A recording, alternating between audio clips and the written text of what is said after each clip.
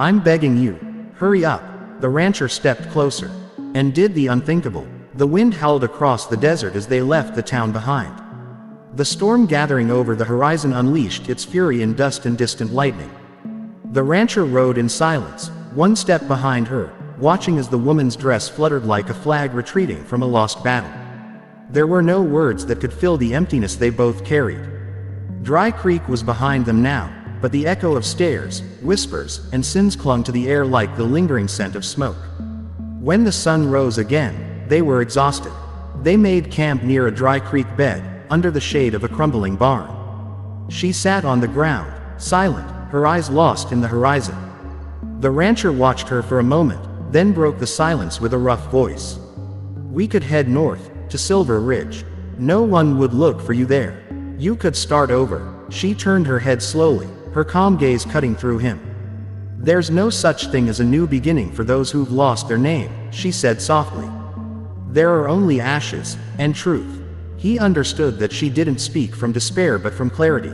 She had accepted what fate had given her, yet she hadn't surrendered to it. He, on the other hand, was still wrestling with his ghosts.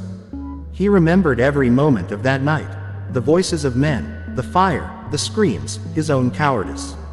He had tried to justify everything with fear, but fear does not wash away blood. She broke a piece of bread and shared it with him. They ate in silence while the sky deepened to gray. As the rancher chewed the dry bread, a thought burned in his chest. He wanted to stay with her, not out of pity, but because she represented his last chance at redemption. He had lived too long without faith, but this woman, broken yet unyielding, showed him that even the driest land can bloom if watered by a single honest tear. When night fell, they lit a small fire. The flames illuminated their faces, marked by dust and sorrow. She spoke first. When I was there, she said, referring to that night of horror, I thought it was the end. But then I heard your voice. You said, I'm begging you, hurry up. I thought it was a promise. He lowered his head. It was a plea, not a promise, he admitted. I was begging time to give me one more moment to stop them. But I came too late.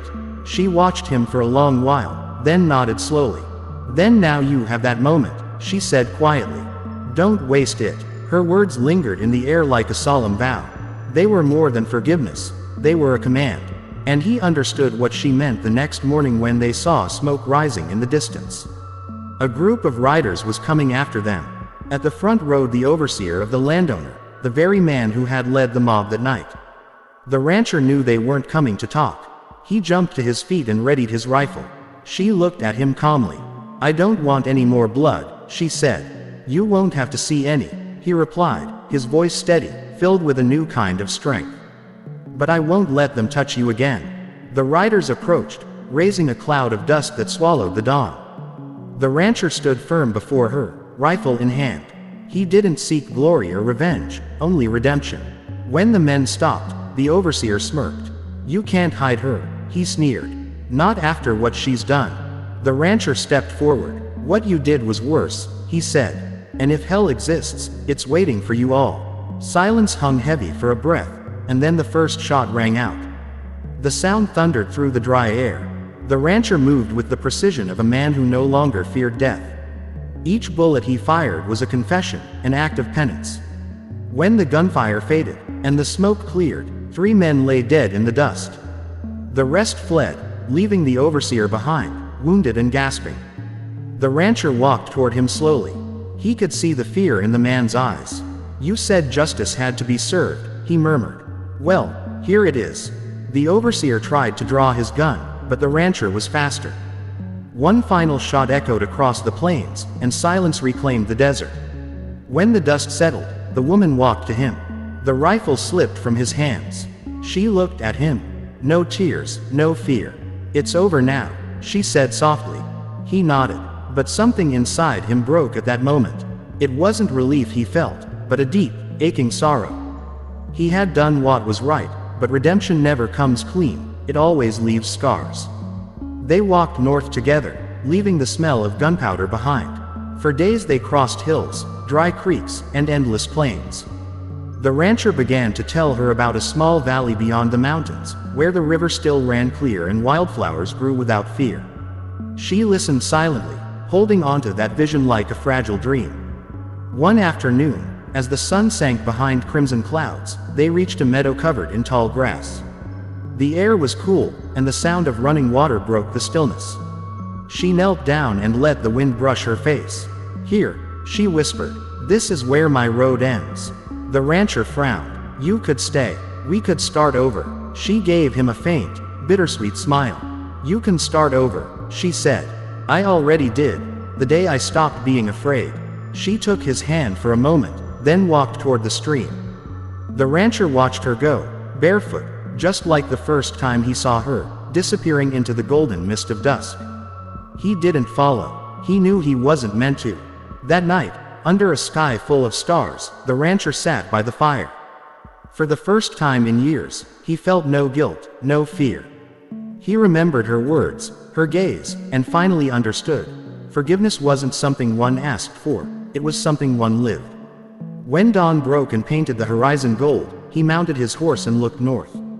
The wind was gentle, carrying the sound of water and the faint echo of a voice that time would never erase. "I'm begging you, hurry up." It rang in his memory, not as a plea anymore, but as a fulfilled promise. And as he rode toward the light of a new day, the desert, for the first time, felt at peace. The desert stretched endlessly beneath a sun that burned like judgment itself. The wind carried dust, whispers, and the memory of sins too heavy to bury. In the distance, a lone horseman rode with a woman slumped against his chest, her dress torn, her breath shallow. He didn't speak. He didn't dare. The silence between them was heavier than the revolver at his side. Her name was Clara, though no one in Dry Creek dared to say it aloud anymore. They called her cursed, damned, a ghost in human form. But to him, Elias, the rancher who had lost everything, she was something else, the last truth left standing in a land built on lies. He'd found her on the edge of town, her body bruised, her eyes hollow but still alive. And when she whispered, "I'm begging you, hurry up," he obeyed, not out of mercy but out of something deeper, fear, perhaps, or the faint echo of redemption. The road stretched before them like a scar across the earth. Behind them, smoke rose from Dry Creek, from what was once her home. No one would follow, at least not immediately. But Elias knew that by sunset, men would ride after them, men who carried the law like a badge and vengeance like a prayer. The horse stumbled as they climbed the ridge. Elias steadied the reins, glancing at Clara. She was awake now, her lips cracked, her eyes glassy but fierce. "You should have left me there," she murmured. "They won't stop." "I know," he said quietly. "Then why?" He didn't answer right away. The truth was tangled in years of regret. "Because I couldn't watch them burn another soul," he finally said. "Not after what I've done." They reached the ridge by nightfall. From up there, the desert looked endless, a graveyard of silence and wind. Elias made a small fire, careful to shield the light. Clara sat nearby, her face illuminated by the flicker. She looked young, too young to have seen so much pain. But her eyes, those eyes, held storms older than time. "I had a child," she said suddenly, her voice trembling. "They took him, said I was cursed, that I brought the drought with me. When the well dried, they came for me." Elias stared into the fire. "And you?" "I ran," she said, "until I couldn't anymore. Then they found me. The rest." Her voice broke. "You saw it." He did. He saw everything. Her house in flames, the men laughing as if judgment were a game. He saw himself frozen, watching from the shadows, too afraid to act. He was a coward that night. And now, every step he took beside her was an attempt to undo that moment of silence. The night deepened. Coyotes howled in the distance. Clara leaned against a rock, her eyes heavy. "You were one of them once," she whispered. "A rancher. A man who looked the other way." He nodded. "Yes. Then why help me now?" Elias looked at her, and for the first time in years, his eyes were wet. "Because I can't stand the sound of my own name anymore," he said. "Maybe if I get you to safety, I'll find a way to live with it again." Clara didn't reply. She just watched him, the man who had once been a witness and was now trying to be a savior. The fire crackled, throwing sparks into the darkness. The silence that followed wasn't empty this time. It was alive, filled with the unspoken understanding that two broken souls had collided in a world that forgot mercy. When dawn came, they rode again. The wind had changed. It carried the smell of rain and the far-off cry of riders. Elias turned to Clara. "They've started tracking," he said. She nodded. "They always do." By midday, they reached a riverbed long since dried. The earth cracked beneath the horses' hooves, and vultures circled high above. Clara dismounted, her steps unsteady. Elias helped her to a fallen log. She looked at him, her face pale but resolute. "If we keep going north," he said, "we might reach the border. There's a town beyond the ridge, Silver Ridge. You could start over there." She laughed softly, though it was a sound without joy. "Start over? There's no starting over for people like me. The world remembers what it wants." Elias knelt beside her. "Then we'll make it forget." She looked at him, surprised by the conviction in his tone. "And what about you?" He smiled bitterly. "I stopped mattering a long time ago." For a while, they just sat there, watching the desert shimmer in the heat. The land was cruel, but in that cruelty, there was honesty. No masks, no lies, only survival, and in that, they found something resembling peace. That night, as the stars unfolded across the sky, Clara spoke again. "Do you believe in redemption?" Elias stared at the flames. "I used to. Now I just believe in chances. And this," he said, gesturing to their fire, their shared silence, "this feels like one." Clara nodded slowly. "Maybe redemption isn't something we find. Maybe it's something we carry until it stops hurting." He looked at her, her face half lit by the firelight, and realized she wasn't the ghost everyone claimed she was. She was a mirror, one that showed him everything he'd buried deep within himself. The wind picked up, carrying the faint sound of hoofbeats. Elias tensed, hand on his revolver. Clara met his gaze. "They're coming, aren't they?" "Yes." She stood slowly, her voice calm. "Then let's not run this time." Elias rose beside her, the firelight flickering against his weathered face. For the first time in years, he felt something close to courage, not the kind that came from strength, but the kind born of truth. He had failed once, but not tonight. The sound of horses grew louder, echoing through the canyons. The storm was coming, and so was the reckoning. Elias looked at Clara one last time, and she nodded. Whatever waited in the darkness, they would face it together. And as the desert wind howled around them, Elias whispered to himself, "I'm begging you, hurry up," though this time it wasn't a plea for mercy, it was a promise to fate itself. The night fell heavy and dark, carrying with it the scent of gunpowder and dust. The riders closed in from the east, their silhouettes barely visible against the flicker of distant lightning. Clara stood beside Elias, her breath calm, her hands trembling only slightly. The wind howled through the canyon, carrying their whispers away into the desert's endless mouth.